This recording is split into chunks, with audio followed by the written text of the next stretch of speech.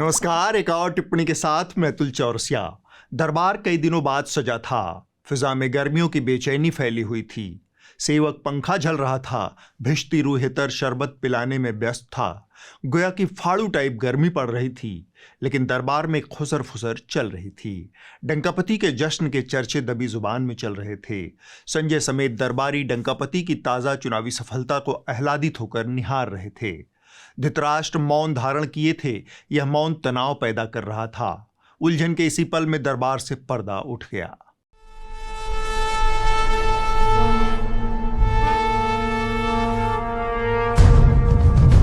मौनधारी धृतराष्ट्र की कनपटियों से होते हुए पसीने की एक रेखा गालों तक ढलक आई थी। उसे चिड़चिड़े अंदाज में धृतराष्ट्र ने पूछा। इसी वक्त में मौन को तोड़ते हुए संजय ने पूछा, महाराज कोई चिंता है क्या? धृतराष्ट्र तमतमाकर बोले, चिंता नहीं, समस्या है, और समस्या तुम ही हो संजय। आर्यावर्त में तमाम धूम धड़ाका हो रहा है, लेकिन कोई खबर नहीं, न डंकापति का हाल, न रियाया की कोई सुध। तुम कहाँ गायब हो? धृतराष्ट्र की मनुहार वाली शिकायत सुनकर संजय ने कहा, महाराज माफी, लेकिन आज आपकी सारी शिकायत दूर करने ही आया हूं। आर्यावर्त में डंकापति के अश्वमेध का घोड़ा बंगाल से लेकर कामरूप प्रदेश तक निर्बाध दौड़ रहा है। गंगोत्री से लेकर गंगा सागर तक कमल ही कमल खिला हुआ है। कमल ही कमल खिला हुआ है। धृतराष्ट्र को थोड़ी हैरानी हुई, खासकर बंगाल का नाम सुनकर। उन्होंने पूछा, बंगाल तो अपराजेय था, दीदी का किला तो बहुत मजबूत था, वहां डंकापति कैसे घुस गए? संजय ने कहा, बहुत सारी तिकड़में हैं। चुनाव आयोग और SIR है, और कुछ दीदी के अपने कारनामे भी हैं। सब मिलाकर फिलहाल तो यही स्थिति है महाराज की डंकापति की बम बम हो रखी है। इस जोश की पहली झलक बंगाल में डंकापति के सिपाहियों ने दिखा दी है।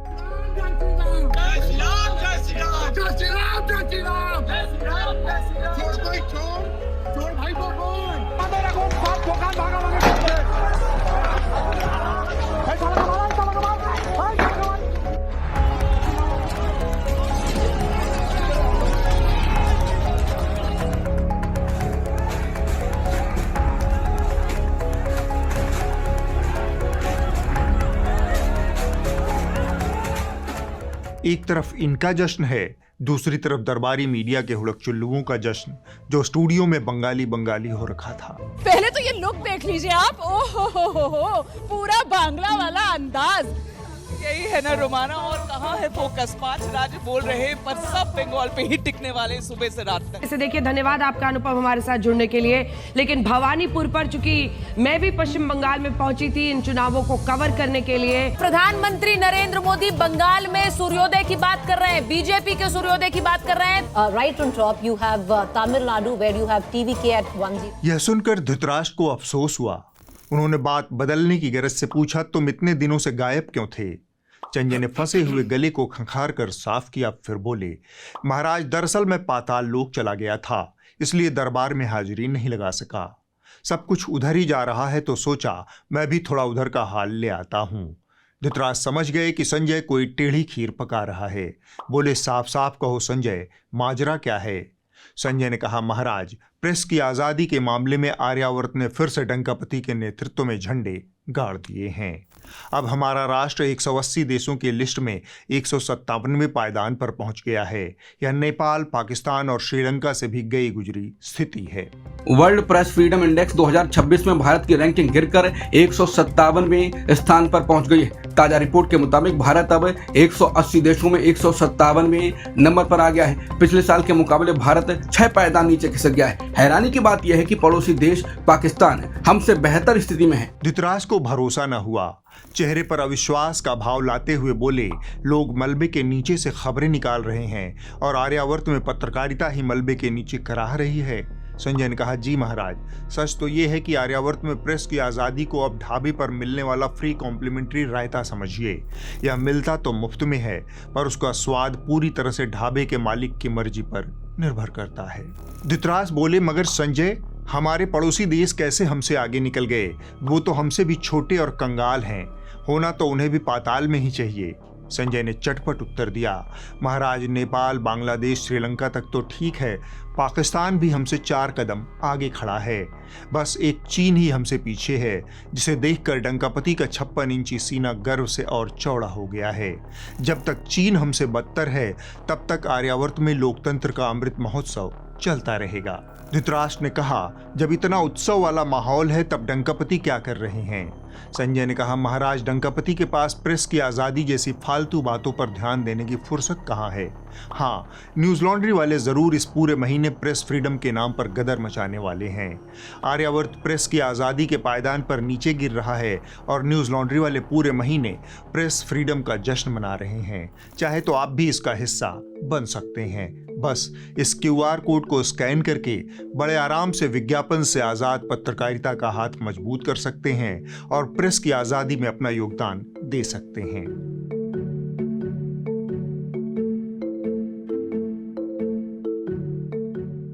धृतराष्ट्र को लगा यह तो बड़ा अच्छा काम कर रहे हैं न्यूज़ लॉन्ड्री वाले। उन्होंने न्यूज़ लॉन्ड्री के तमाम दर्शकों और पाठकों को लगे हाथ फरमान जारी कर दिया कि सब के सब फौरन से पेशतर न्यूज़ लॉन्ड्री को सब्सक्राइब करें और इससे पहले कि आर्यावर्त प्रेस फ्रीडम सूचकांक में और नीचे गिरे, आज़ाद पत्रकारिता की कमान अपने हाथ में ले लें। यह कहते कहते उन्हें फिर से डंकापति याद आ गए। उन्होंने भौहें तरीर कर पूछा, अच्छा तो बताओ फिर कहाँ व्यस्त हैं डंकापति? संजय बोले, महाराज, डंकापति बीते दिनों काफ़ी सारी गतिविधियों में मुब्तला थे। बंगाल में वोट का मौसम था तो हुगली में नौका विहार का सीजन भी खुल गया। डंकापति कभी नाव पर बैठकर ठंडी हवा का स्वाद ले रहे थे तो कभी हाथ में कैमरा लेकर पूरा बंगाल कैप्चर कर रहे थे। इतना कहकर संजय ने एक और वृत्तचित्र चला दिया।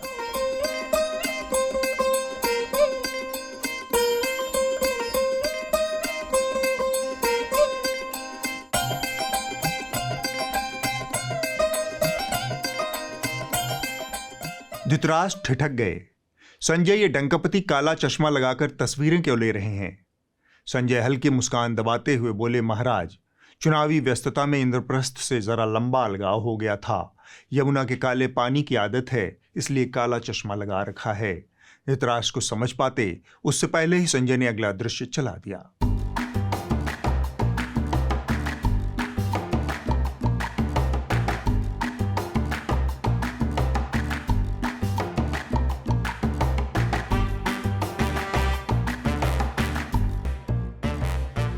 धृतराष्ट्र हैरान रह गए। दुनिया मेसी और रोनाल्डो जैसे लप्पुओं झप्पुओं के पीछे भागती है, असली गोट हमारे डंकापति हैं। संजय ने हामी में सिर हिलाते हुए कहा, जी महाराज, मेसी रोनाल्डो तो बस गेंद के पीछे भागते हैं, हमारे डंकापति के पीछे पूरा सिस्टम भागता है। डंकापति जब मैदान पर उतरते हैं तो विरोधी खिलाड़ी गोल बचाने की बजाय अपना इनकम टैक्स रिटर्न चेक करने लगते हैं। क्या पता कब रेड कार्ड की जगह ईडी का समन मिल जाए। धृतराष्ट्र सिंहासन पर झुकते हुए बोले, यानी डंकापति सिर्फ मैदान के नहीं, मुकद्दर के भी सिकंदर हैं। संजय ने एक तीखी मुस्कान के साथ जवाब दिया, बिल्कुल महाराज, टाइमिंग देखिए। चुनाव के बीच आईपैक के विनेश चंदेल को ईडी ने ऐसे पकड़ा जैसे फाइनल मैच चल रहा हो। लगा अब सीधा कालकोठरी में ही गोल होगा, मगर चुनाव खत्म होते ही ईडी को अचानक से सांप सूंघ गया। कोर्ट में जब जमानत की बारी आई तो ईडी ऐसे शांत खड़ी रही जैसे स्कूल में होमवर्क न करने वाला कोई बच्चा हो। कोई विरोध नहीं, कोई दलील नहीं। दिल्ली की एक अदालत ने गुरुवार को आईपैक यानी इंडियन पॉलिटिकल एक्शन कमेटी के को-फाउंडर और डायरेक्टर विनेश चंदेल को जमानत दे दी है। ईडी ने उन्हें मनी लॉन्ड्रिंग केस में गिरफ्तार किया था। पीएमएलए की धाराएं लगाई गई थी। अब दिल्ली की अदालत से उन्हें राहत मिल गई है। खास बात ये रही कि इस मामले में प्रवर्तन निदेशालय यानी ईडी ने उनकी रेगुलर बेल का विरोध नहीं किया। मगर संजय, तुमने अब तक ये नहीं बताया कि डंकापति अचानक से फुटबॉल क्यों खेलने लगे। संजय हंसे, महाराज, ये खेल नहीं, चुनावी ड्रिल है। किक भले ही सिक्किम की पहाड़ियों में लग रही है, पर निशाना सीधा बंगाल के गोल पोस्ट पर था। लेकिन असली खेल तो डंकापति ने इसके बाद खेला। बंगाल में मतदान संपन्न होते ही डंकापति निकल पड़े टेम्पल रन का वर्ल्ड रिकॉर्ड बनाने के लिए।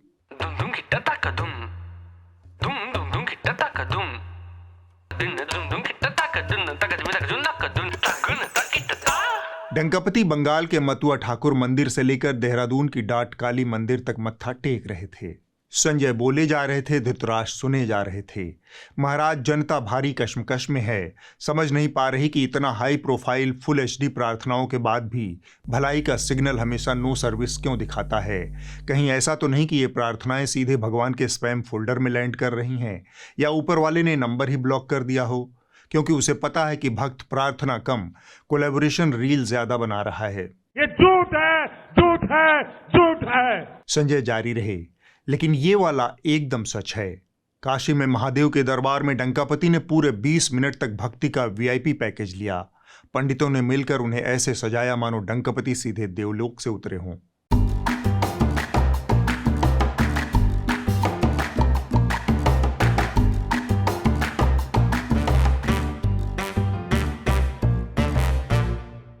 एक हाथ में त्रिशूल, दूसरे में डमरू।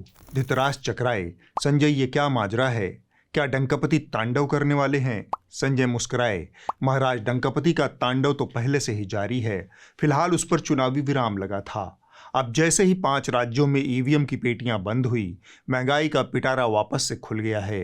कॉमर्शियल गैस सिलेंडर के दाम 993 रुपए एक बार में बढ़ा दिए गए हैं। अब कॉमर्शियल सिलेंडर की कीमत 3000 रुपए के पार कर गई है।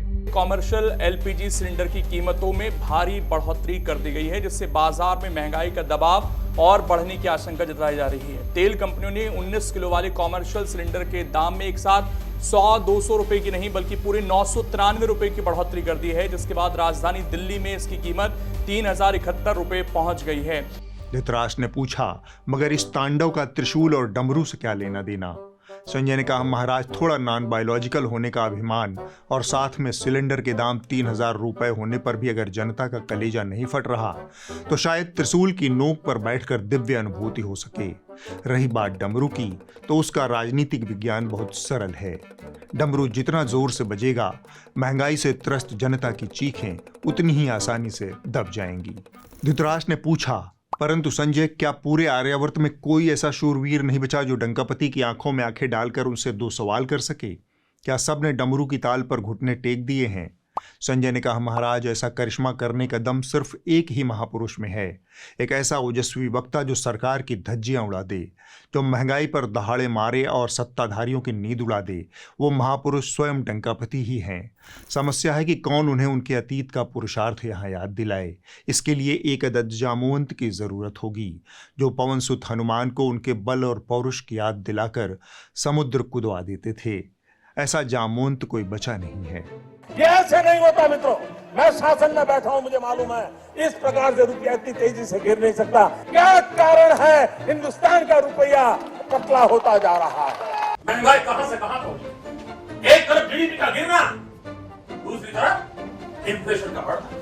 इनका अहंकार इतना है, महंगाई के लिए एक शब्द बोलने को तैयार नहीं है। मरो तो मरो, आपका नसीब। अरे गरीब के घर में चूल्हा नहीं जलता है, बच्चा रात रात रोता है, माँ आंसू पी के सोती है, और देश के नेताओं को गरीब की परवाह तक नहीं है।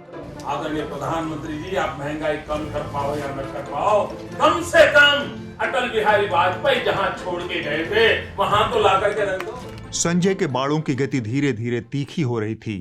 धृतराष्ट्र को मौज तो आ रही थी, पर डंकापति का हाल सुनकर उनका माथा भी चकरा रहा था। डंकापति का दिन ब दिन बढ़ता अपयश देख धृतराष्ट्र का मन भारी हो गया। उन्हें समझ आ गया कि आर्यावर्त अब आंकड़ों से नहीं, टोटकों से चल रहा है।